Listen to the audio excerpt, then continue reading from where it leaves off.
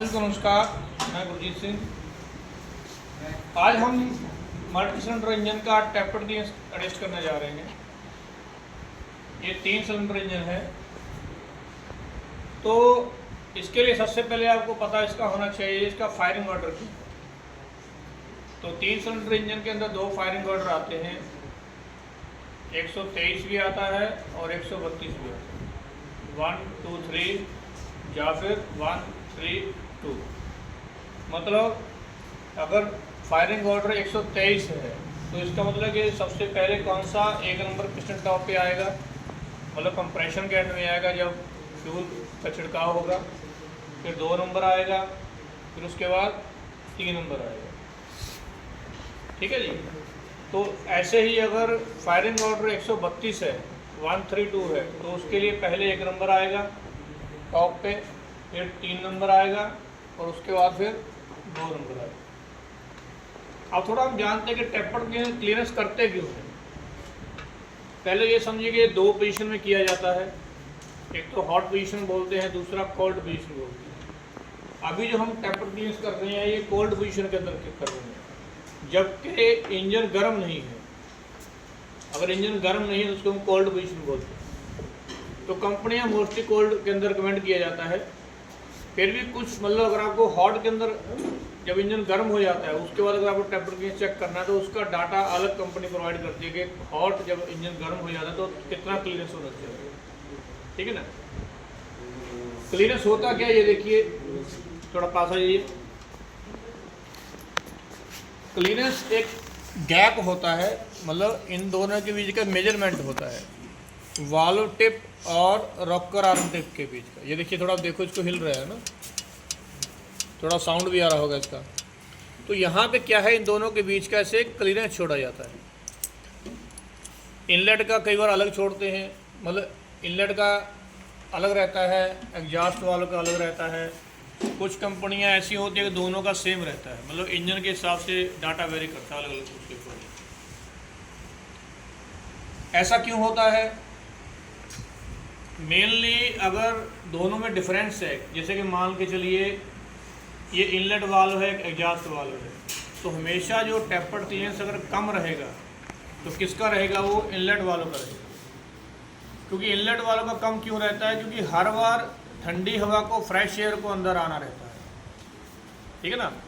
Air cleaner के through होकर के, एयर क्लीनर के थ्रू हमेशा क्या रहता है?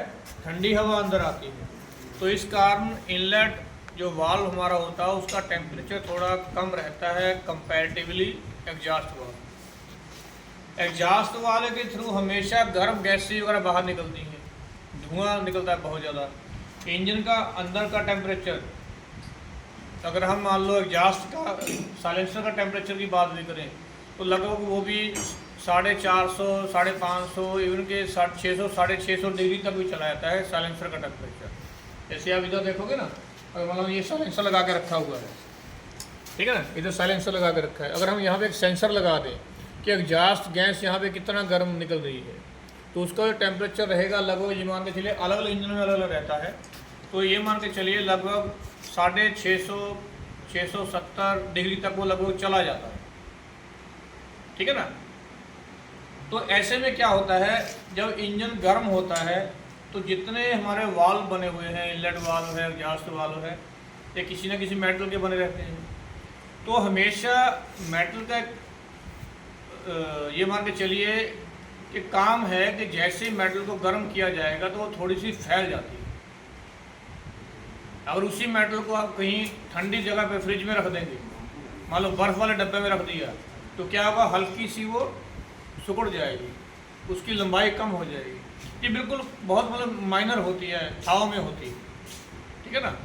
मतलब अपने सर का जो बाल है ना, इससे 2 गुना 3 गुना इतना मोटाई में रहती है। बहुत ज़्यादा आपको देखने में नहीं मिलेगी कितनी बड़ी हुई है कितनी छोटी हुई है, ऐसा आपको नहीं मिलेगा। अगर आपने इसका सही से कभी उदाहरण देखना हो तो कई बार मैकेनिक क्या करते हैं, हमारे इंजन के फ्लाईव्हील के ऊपर एक रिंग लगा रहता है, उसको हम सेल्फ स्टार्टर रिंग बोलते हैं। सेल्फ स्टार्टर रिंग, जैसे हम देखा होगा कि हम सेल्फ लगाते हैं, चाबी घुमा देते हैं तो सेल्फ स्टार्टर क्या करता है, इंजन को स्टार्ट कर देता है। तो ऐसा क्यों करता है, कैसे होता है वो काम।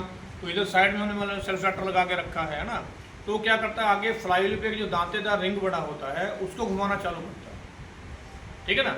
तो मतलब वो रिंग फिट कैसे किया जाता है, 99% वो रिंग फिट करने, क्योंकि जैसे मान लो उसके दांते खराब हो गए, आपको चेंज करना है, तो चेंज करने के लिए क्या किया जाता है, नया रिंग जब आप लेके आओगे, फ्लाईव्हील खोला जाएगा, नया रिंग हटाओगे, तो उस रिंग को गर्म किया जाता है, चाहे तो गैस वेल्डिंग वाला गर्म कर दे या कहीं मतलब भट्टी में आप रख दो, ठीक है ना।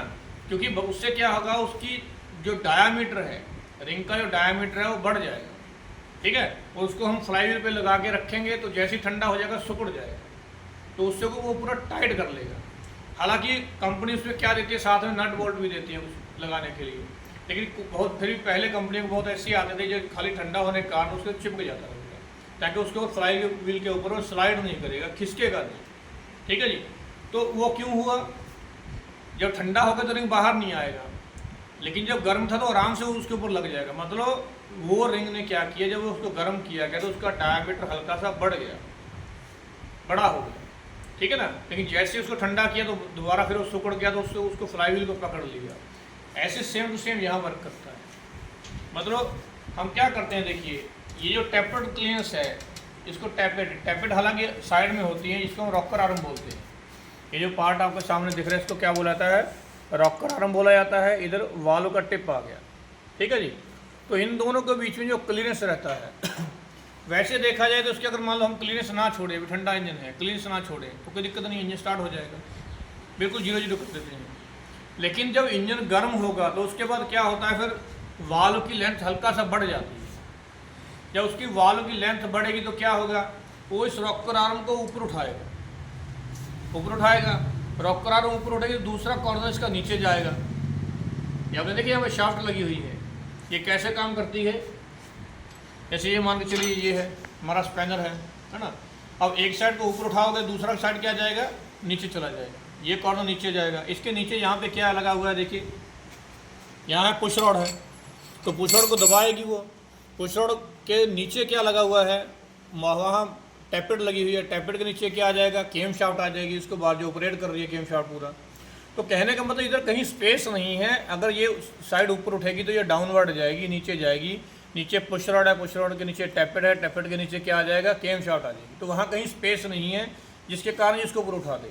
तो फिर होगा क्या, अल्टीमेटली ये जो वाल्व है ये अंदर साइड खुल जाएगा, जो सिलेंडर हेड है उसके अंदर मतलब पिस्टन साइड वो थोड़ा सा इसकी लेंथ तो बढ़ेगी वाल्व की, ऊपर तो नहीं बढ़ पाई वो, क्योंकि ऊपर तो उसको रोक के रखा हुआ है। तो क्या वो अंदर साइड इनसाइड बढ़ जाएगी, मतलब उससे क्या होगा कि जो उसका फेस है, जो वाल्व का फेस है वो खुल जाएगा। आपने कभी सिलेंडर हेड को देखा होगा, उसकी सीट रहती है पूरे से, सीट के ऊपर ऐसे वाल्व का काम है उसको बंद करके रखना। बंद करने से क्या होगा, उसी के लिए हमने दोनों स्प्रिंग भी लगा के रखी है उसी के लिए, ठीक है ना। तो जब पूरा वो बंद हो जाएगा, उसका काम यही है कि वो जब समय है कि उसको ओपन नहीं होना है, बंद रहना है।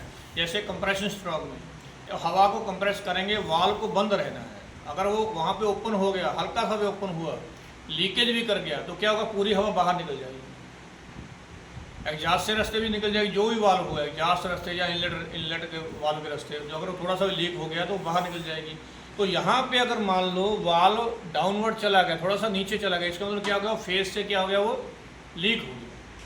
तो जब कंप्रेशन स्ट्रोक बनेगी तो क्या होगा, जब पावर स्ट्रोक बनेगी तो क्या होगा, अगर जितना हल्का सा वो लूज भी हुआ तो वहाँ से कंप्रेशन लीक हो जाएगा, मतलब इंजन की पावर कम हो जाएगी, ठीक है ना।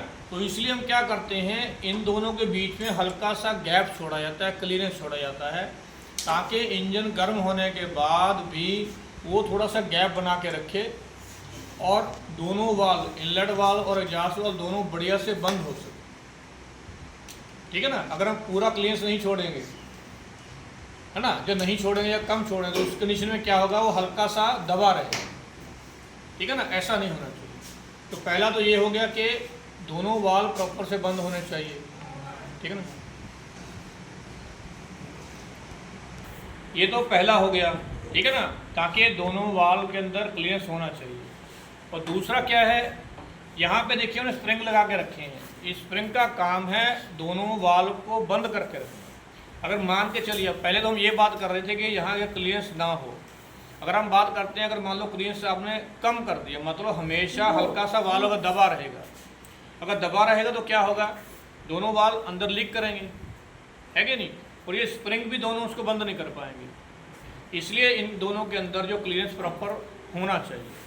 अगर क्लियरेंस ज़्यादा हो जाएगा फिर क्या होगा, देखिए अगर मान लो जितना लिमिट में दिया है, जैसे मान लो इस इंजन का डाटा है कि भाई इनलेट के अंदर आपको 0.2 mm और एग्जास्ट के अंदर 0.3 mm आपको देना है, क्लियरेंस मेंटेन करना है, ठीक है। अगर आपने उससे ज़्यादा कर दिया, 0.4 mm कर दिया, 0.5 mm कर दिया, तो उस कंडीशन में क्या होगा, इसमें यहाँ बहुत गैप रहेगा, ठीक है। तो ऐसे में कंडीशन में क्या होगा, वो वाल्व जल्दी बंद हो जाएगा, ठीक है ना। जैसे ही हल्का सा केम घूमेगा तो जल्दी बंद हो जाएगा। जैसे मान लो हवा तो भी इंटर कर रही है, सक्शन स्ट्रोक है, तो हवा तो भी अंदर आ रही है, लेकिन उससे पहले ही वो वाल्व बंद करके हो गया। ऐसे एग्जास्ट वाल्व मान के चलिए, एग्जास्ट वाल्व भी पूरा धुआं निकला नहीं, उससे पहले वो वाल्व बंद हो गया, तो ये दिक्कत आएगी, प्रॉपर पावर प्रोड्यूस नहीं होगी, फ्रेश एयर पूरी हवा अंदर नहीं आएगी, और ना ही पूरा जो धुआं है वो बाहर निकल पाएगा। ऐसे में दिक्कत आना चालू होती है, ठीक है। तो इस कंडीशन के लिए हम क्या करते हैं, सेटिंग के लिए इसके अंदर टेपर्ड क्लियरेंस करते हैं। तो इस इंजन का जो फायरिंग ऑर्डर है वो 132 है, 132 है। पहले 1 नंबर जो पिस्टन है वो टॉप पे आता है, फिर 3 नंबर आता है, फिर 2 नंबर आता है। तो उसको देखने के लिए हम एक चीज़ सेट करते हैं, आइए थोड़ा दिखाइए जब प्लीज। इसके लिए फ्लाई व्हील के ऊपर यहाँ मार्क लगा हुआ है, देखिए यहाँ भी लगा हुआ है। इसके नीचे थोड़ा ध्यान से देखोगे तो नीचे इसकी डिग्री वगैरह दिखना चालू हो जाती है, 10 डिग्री है, 15 डिग्री है ना। तो कहने को हमने यहाँ पे बॉडी पे मार्क लगा के रखा, यहाँ पे हमने एक मार्क लगा के रखा, ये TDC का है। इसका मतलब TDC का मतलब क्या है कि ये टॉप पे आ जाएगा, देखिए मतलब इसके अगर यहाँ पे अगर फ्लाई व्हील पे ये मार्क सही है तो इसमें 1 नंबर पिस्टन हमारा टॉप पे है, ठीक है। और टॉप पे तो है कौन सी स्ट्रोक में है, वो कंप्रेशन स्ट्रोक में है या एग्जास्ट के एंड में है, ठीक है ना। तो ऐसे में हम कैसे पता कर सकते हैं, दोनों कैसे हिला के देखिए, या फिर मान लो क्रैंक शाफ्ट को थोड़ा क्लॉकवाइज एंटी क्लॉकवाइज घुमा के पता कर सकते हैं। अगर क्रैंक शाफ्ट को हमने देखिए यहाँ पे सॉकेट सेट वगैरह पूरा लगा के इसको लगा के रखा है, अगर मैं इसको क्लॉकवाइज और एंटी क्लॉक घुमाऊंगा, अगर ये रॉकर आर्म हिलना चालू कर दिया ऐसे, है ना, तो इसका मतलब क्या है, फिर ये डांसिंग पोजीशन में है, मतलब एग्जास्ट के एंड पे है। लेकिन अगर ऐसा नहीं हो रहा तो इसका मतलब फिर क्या है, यहाँ पे है ये कंप्रेशन स्ट्रोक के एंड में है। तो ऐसी कंडीशन में हम क्या कर सकते हैं, इसका टेपर्ड क्लियरेंस कर सकते हैं। लेकिन इसके साथ एक और चीज़ है, अगर आपको ऊपर से देखोगे फायरिंग ऑर्डर के अकॉर्डिंग, अगर आपको 1 नंबर का टेपर्ड क्लियरेंस करना है तो उस कंडीशन में आपको 2 नंबर का एग्जास्ट वाल्व दबा होना चाहिए। इधर से आप देख भी सकते हैं, ये हमारा एग्जास्ट वाल्व है, रॉकर आर्म जो एग्जास्ट वाल्व का है, और ये इनलेट वाल्व का है, ठीक है ना। अगर हमको 1 नंबर का टेपर्ड क्लियरेंस करना है तो क्या करना है, 2 नंबर का एग्जास्ट वाल्व दबा होना चाहिए। अगर हमको 2 नंबर का टेपर्ड क्लियरेंस करना है तो उस कंडीशन में 3 नंबर का एग्जास्ट वाल्व वो दबा होना चाहिए, ठीक है। और अगर हमको 3 नंबर का टेपर्ड क्लियरेंस करना है तो हम उसमें 1 नंबर का एग्जास्ट वाल्व दबा होना चाहिए, ठीक है। इधर उसका वो हो गया। अब आपको बताते हैं कि करना कैसे।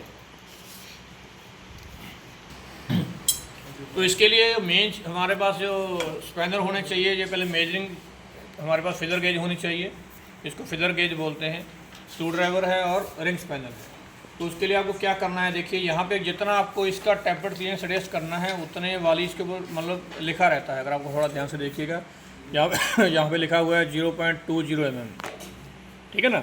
अगर बाकियों में भी देखो, सब में अलग अलग लिखा रहता है, देखिए इसमें देखिए थोड़ा क्लियर हो जाएगा आपको, 0.55 mm, है ना। तो ऐसे ये इंच में भी आती हैं और mm में, दोनों में फिलर गेज आती है, जो आपको चाहिए मार्केट में मिल सकती है। तो अभी हम देखिए इसका जो कर रहे हैं टेपर्ड क्लियरेंस एडजस्ट कर रहे हैं वो 0.2 mm कर रहे हैं। तो इसको हम आपको दोनों के बीच में ऐसे लगाना है। तो उस कंडीशन में क्या करना है, स्क्रू ड्राइवर को लगा के ये इसके ऊपर लॉक नट है, इसको लूज कीजिए, है ना, इसको लूज करना है।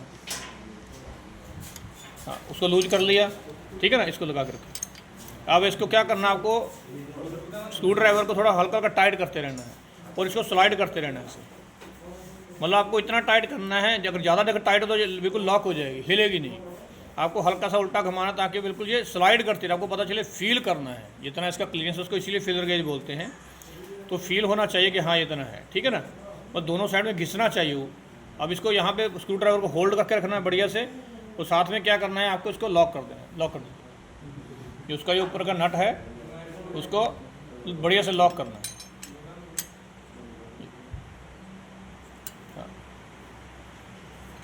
बस ठीक है जी।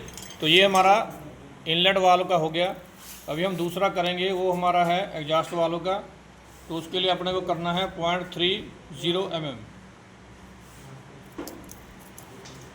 ये HMT का ट्रैक्टर है हमारे पास।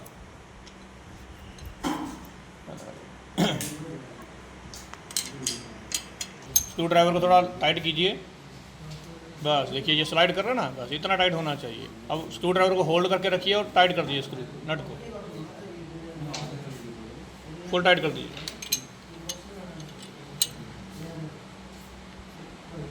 बस बहुत बढ़िया, ठीक है जी। तो ये टेपर चेंज करने का प्रोसीजर है, ठीक है जी। इसी तरीके से आप 1 सिलेंडर है, 2 सिलेंडर है, 3 सिलेंडर इंजन है, 4 सिलेंडर इंजन है, 6 सिलेंडर, जितने सिलेंडर इंजन है तो उसका टेपर चेंज आप कर सकते हो। उसके लिए मेरे लिए आपको फायरिंग ऑर्डर पता होना चाहिए कि कौन सा वाल्व दबने पे कौन सा टॉप पे आ जाएगा या कुछ है। आप सभी का धन्यवाद, थैंक यू।